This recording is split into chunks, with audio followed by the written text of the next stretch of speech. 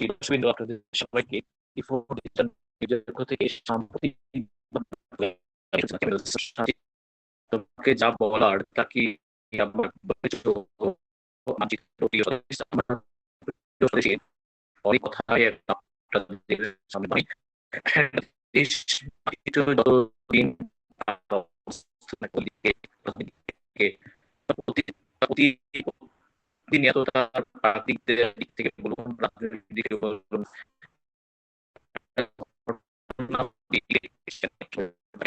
আমরা অবলম্বন করছি। তখন আপনারা লক্ষ্য করেছেন বাংলাদেশের ১৬টি জেলায় বন্যায় আক্রান্ত। চট্টগ্রামে ৪টি উপজেলা, বান্দরবনের কয়েকটি উপজেলা, উত্তরাঞ্চলের এইভাবে ১৬ জেলা ধরতে গেলে ১৬টি চলে গেছে এবং থানা ২৫ থেকে ৩০টা, ২০ থেকে ৪০-এর মধ্যে। এতে বন্যা আসলে প্রত্যেক প্রত্যেক বছরের এই বর্ষা মৌসুমে আমাদের বাংলাদেশের সাথে ভারতের অববাহিকায় ৫৪টি নদী আছে। এই নদীর অবস্থান, সেই নদীগুলো অবস্থান মেঘালয়, আসাম, পশ্চিমবঙ্গ। তাই ভারতের ৫৪টি নদী যখন ওভারফ্লো হয়ে যায়, তখনই বাংলাদেশের বাস্তবতায় আমরা দেখতে পাই আমাদের নদীগুলো সেই ওভারফ্লোটা বাংলাদেশের উপর পেশ করে। এখন আমাকে শুনতে পাচ্ছেন? হ্যালো, জি, শুনতে পাচ্ছি, শুনতে আমাকে পাচ্ছি। শুনতে পাচ্ছেন? বাংলাদেশে ভারতের ১৬ নদীর সাথে কানেক্টিভিটি আমাদের বাংলাদেশে এখন ১৬টা জেলায় বন্যা। বান্দরবনে হেলিপ্যাড,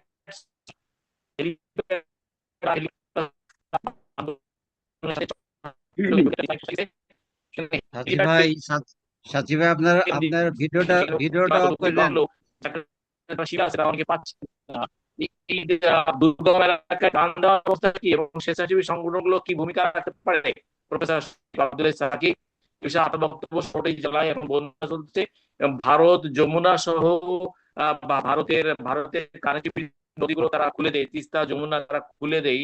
ভারতের সুবিধাটা দেখে, কিন্তু আমাদের সুবিধাগুলো তারা কমই দেখে এবং তারা তাদের স্বার্থটা দেখে। আমরা ওভারফ্লো হচ্ছি, সে জায়গাতে ভারত বিবেচনা করে না। এবং এই জায়গা থেকে বাংলাদেশের পরিত্রাণ পাওয়ার উপায় কি? এবং ১৬টি জেলার বন্যা নিয়ন্ত্রণ সরকারি ভাবে, পাশাপাশি বেসরকারি সংস্থাগুলো কি উদ্যোগ নেওয়া উচিত? প্রফেসর শরীফ আব্দুল্লাহ সাকি। অসংখ্য ধন্যবাদ। আসলে এই বানবাসী মানুষদের জন্য এখন স্বেচ্ছাসেবী সংগঠন আপনাকে কৃতজ্ঞতা জানাচ্ছি, জি। এবং সারা বাংলাদেশে আপনারা যারা আজকে উপস্থিত আছেন সবার প্রতি আমি বিনম্র শ্রদ্ধা এবং ভালোবাসা হ্যাঁ। দেশবাসীর কাছে উদাত্ত আহ্বান জানাবো। এই ১৬টা ডিস্ট্রিক্টে যাতে আমাদের সরকারের পাশাপাশি সরকারের তো আমি আমি নির্দেশনা দিব, সরকারের যে এমপি মন্ত্রীরা আছেন, ডিসিএসপিরা আছেন, তারা তাদের সাধ্যমতো এই ১৬টা জেলায় যদি তারা তাদের ত্রাণ বিতরণ করে, তাহলে একটা মানুষও কষ্ট পাবে না। এবং তাদেরকে উদ্ধার করতে হবে এবং তাদের পাশে দাঁড়াতে হবে, সেবক হতে হবে, বন্ধু মানুষ হতে হবে। আমাদের এই মানবিক মূল্যবোধ জাগ্রত করতে হবে। এবং পাশাপাশি যদি আমরা এই ত্রাণ এবং সারা সারা বাংলাদেশের যে সংগঠনগুলি আছে, সামাজিক সংগঠন, কবি, সাহিত্যিক, সাংবাদিক এবং বিরোধী দলীয় নেত্রী, যেমন আমরা দেখতে পাচ্ছি আমাদের মানে জামাতের আমির, উনি বন্যার্তদের মাঝে ত্রাণ নিয়ে চলে গেছেন বলে দেখলাম। আমাদের প্রধানমন্ত্রী নিজেও গিয়েছেন, দেখলাম উনি গেঞ্জি গায়ে দিয়ে ত্রাণ বিতরণ করছেন। এটা সুন্দর, সত্যি প্রশংসার দাবিদার আমরা। তার পাশাপাশি আমি আশা করব এদেশের মানুষ যারা ধনাঢ্য ব্যক্তিরা আছেন, তারা ১৬ জেলার বাহিরেও যারা আছেন, তারা এই ১৬টা জেলার মধ্যে যারা বন্যার্ত মানুষ, অসহায় মানুষ, মলিন পথ পাশে ছিন্ন বস্ত্র পরে যারা অনাহারে ধুকে ধুকে মরছে, সে যদি তোমার প্রিয় মা হতো, ভাই হতো, বোন হতো, পার থেকে চেয়ে চেয়ে দেখতে। কবির ভাষায় বলতে হলো, আমরা এই অসহায় মানুষের পাশে দাঁড়ানো উচিত। ঢাকাতেও আমাদের বিভিন্ন জায়গায় মানুষ পানিবন্দী হয়ে আছে, যেমন নিউ মার্কেটে ব্যবসা বাণিজ্য বন্ধ। এগুলো আসলে প্রাকৃতিক দুর্যোগ।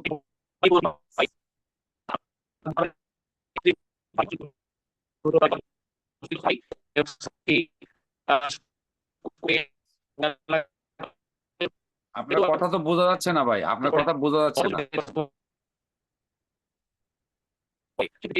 আপনার কথা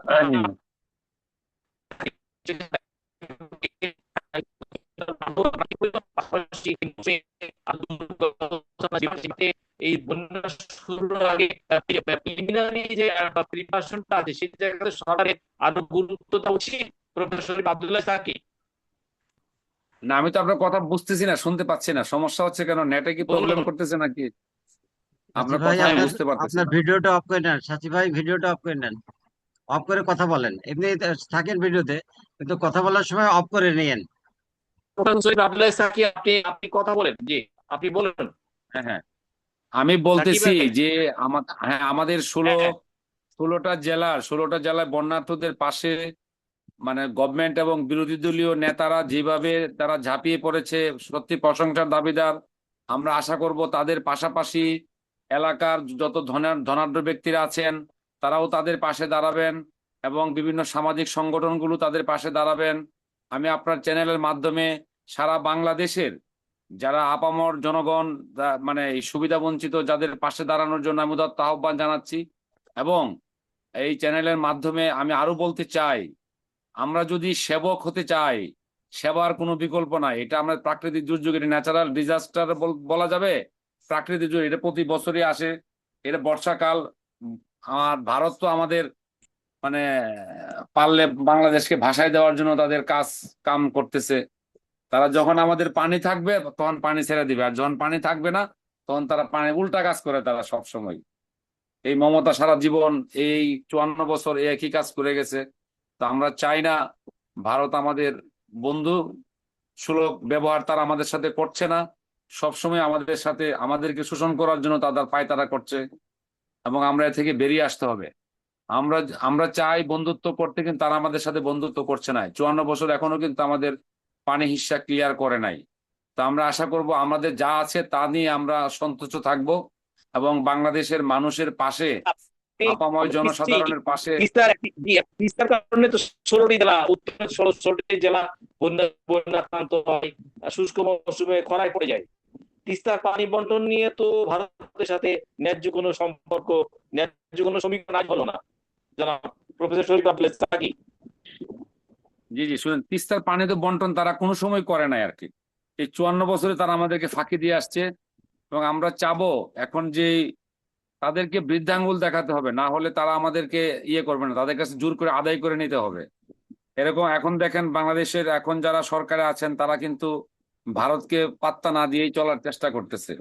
যেরকম দেখেন চীন সফরে গেছেন, মালয়েশিয়া সফরে গেছেন, কিন্তু ভারতে কিন্তু এখনো যায় নাই। কারণ কেন? তাদের সাথে আমাদের বন্ধুত্ব সুলভ আচরণ এখনো শুরু হয় নাই।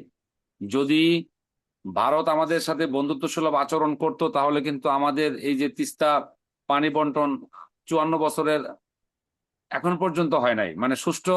তারা পানি আমাদেরকে যখন খরার সময় তারা পানি ইয়ে করবে, আর যখন বন্যার সময় তারা পানি আরো ডাবারে পানি দিয়ে দিবে, তখন বন্ধ করে রাখবে, আর এখন পানি ছেড়ে দিবে, মানে আরো যাতে তলায় যায় আমাদের দেশ।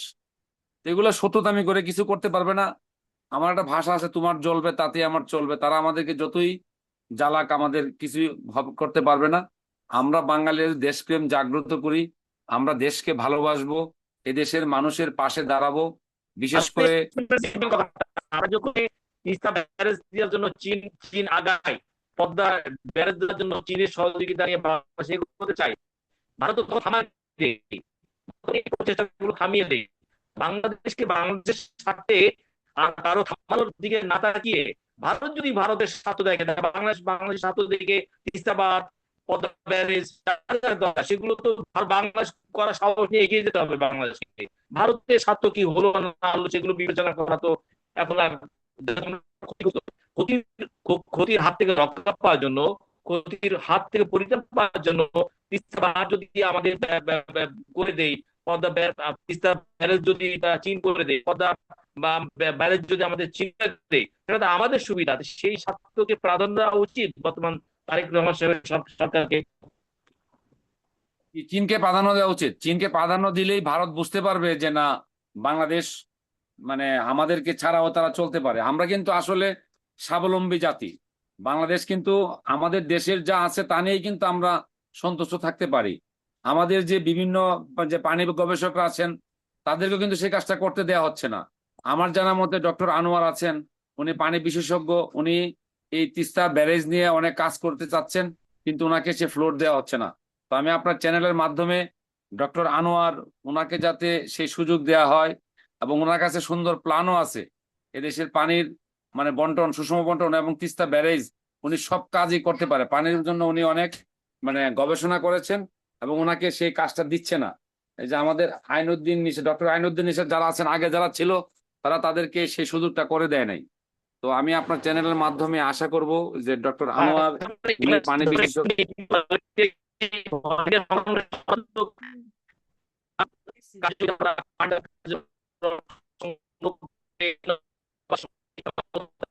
আপনাকে বোঝা যাচ্ছে না, আপনার আপনার ইয়াটা একটু শুনেন, আপনার কথাগুলো বোঝা যাচ্ছে না ভাই, আপনার কথাগুলো বোঝা যাচ্ছে না। ব্যাপারে কি বার্তা চাচ্ছেন? আমি আমি যে কথাটা বলতে চাচ্ছি, এই পানির যে সমস্যাটা হচ্ছে এটা নিয়ে আমাদের এই যে হ্যাঁ, এক্সপার্ট আছে, আমার বড় ভাই ডক্টর আনোয়ার, উনি কর্নেল, আর্মির কর্নেল ছিলেন, এবং উনি মানে পানি দিয়ে গাড়ি চালানোর জন্য উনি একটা জিনিস আবিষ্কার করেছিলেন, সেটাও ওনাকে ইমপ্লিমেন্ট করতে দেওয়া হয় নাই। তো এখনো যারা সরকারে আছেন, আপনার চ্যানেলের মাধ্যমে আমি বলতে চাচ্ছি ডক্টর আনোয়ারকে, তার যে মেধা, এই মেধাটাকে কাজে লাগালে এই বাংলাদেশের যে পানির সমস্যা সেটাও হবে না, এবং বন্যা সেটাও হবে না। তার কাছে সুন্দর একটা প্ল্যান আছে, প্ল্যানটা আপনার চ্যানেলের মাধ্যমে আমি মানে বিশ্বের মানুষকে দেখাতে চাচ্ছি, যাতে আমরা এই কাজটা করতে পারি। এক, দুই জি, নম্বর হলো আপনার ধরুন পাশাপাশি আমাদের দেখেন, আপনার মধ্যে হচ্ছে আমেরিকা আবার বেপর হামলা চালাচ্ছে ইরানে। বেপর ভাবে ইরানে বিভিন্ন স্থাপনায় আপনার শত শত শত শত বোম্বিং করেছে। এই আমেরিকার এই যে মানে ট্রাম্পের এই যে উন্মাদনা, নেতানিয়াহুর যুদ্ধ, নেতানিয়াহুর যুদ্ধ যুদ্ধ খেলা, এই যে বিশ্বে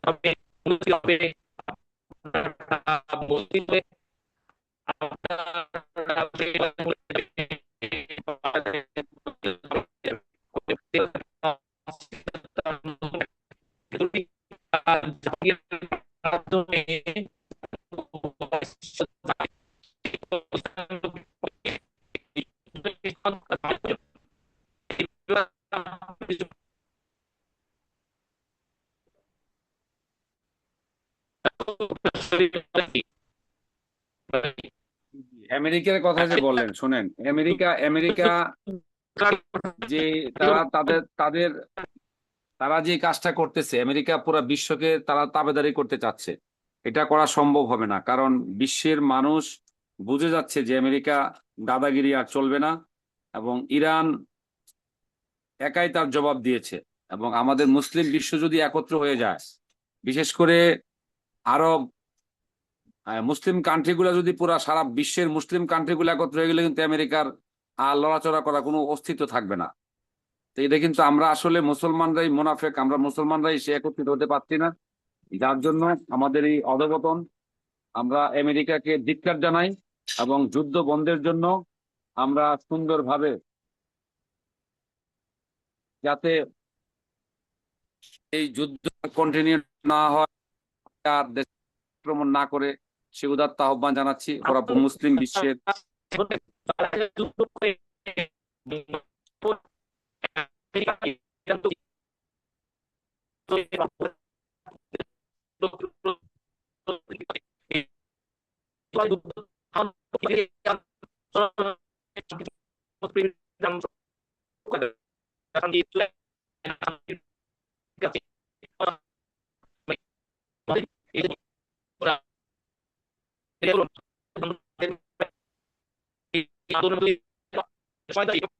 কি বলেন? বলুন। আমি তো আপনাকে বুঝতে পারতেছি না, তো আমেরিকা সবচেয়ে বড় মানবাধিকার লঙ্ঘিত করছে, সে যুদ্ধে আক্রমণ করছে, এটা কখনোই সমীচীন নয়। ওরা ঘৃণা জানানো উচিত বিশ্বের মানুষের কাছে। আমেরিকা যে মানে পুরা বিশ্বকে তাবেদারি করতে চাচ্ছে। এ থেকে আমাদের বেরিয়ে আসতে হবে এবং আমেরিকাকে ইরাক যে জবাব দিয়েছে সত্যি প্রশংসার দাবিদার। এবং ইরাকের সাথে মুসলিম বিশ্ব যদি একত্রিত হয় তো একাই আমেরিকাকে ধ্বংস করতে পারবে বলে আমি বিশ্বাস করি। তো আপনাকে অসংখ্য ধন্যবাদ আজকের এই বন্যা দুর্গতদের মানুষদের নিয়ে আলোচনা করার জন্য। আপনার চ্যানেলকে আমি কৃতজ্ঞতা জানাচ্ছি, আপনাকেও কৃতজ্ঞতা জানাচ্ছি। এই বলে আমি আমার বক্তব্য শেষ করছি। এই বন্যা অসহায় মানুষদের পাশে, বন্যার্থ মানুষের পাশে আমাদের বাংলাদেশের এলিটরা যারা আছেন এবং 64 জেলার যে সমস্ত ক্ষতিগ্রস্ত এলাকায় ডিসি, এসপি, এমপি, মন্ত্রীরা আছেন তারা জনগণের পাশে দাঁড়াবে। আপনার চ্যানেলের মাধ্যমে সেটা আমি বলতে চাচ্ছি। আমাদের আমাদের আপনার কথা তো আমি বুঝতেছি না, শোনেন, আপনার কথা আমি বুঝি না ভাইয়া, আপনার কথা আমি বুঝতেছি না। আজকে এখানে শেষ করে দেন। অসংখ্য ধন্যবাদ আপনাকে, আপনাকে অসংখ্য ধন্যবাদ। আপনার কথা আমি বুঝতে পারতেছি না। অসংখ্য ধন্যবাদ। মানুষ মানবতার কল্যাণে কাজ হোক। আমরা একটি চাই সুন্দর মানবিক বাংলাদেশ চাই। আর যাতে কোনো মায়ের বুক খালি না হয়। প্রাকৃতিক দুর্যোগ আল্লাহ সুবহানাহু ওয়া তাআলা আমাদেরকে এই তো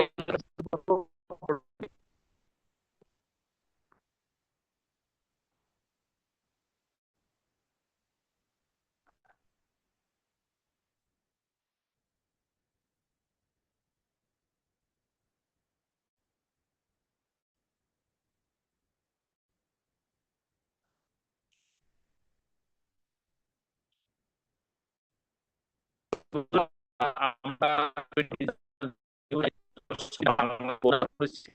এবং ইরান আমেরিকা যুদ্ধ আমাদের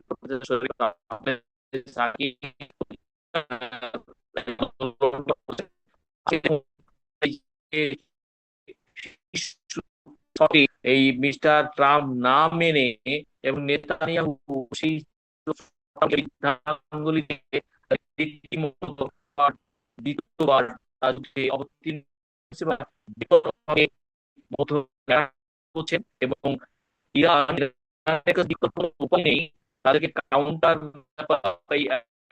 আছে। কারণ ইরান নিজে থেকে আন্তর্জাতিক যুদ্ধের আইন ভাঙে নাই, কানুন ভাঙে নাই।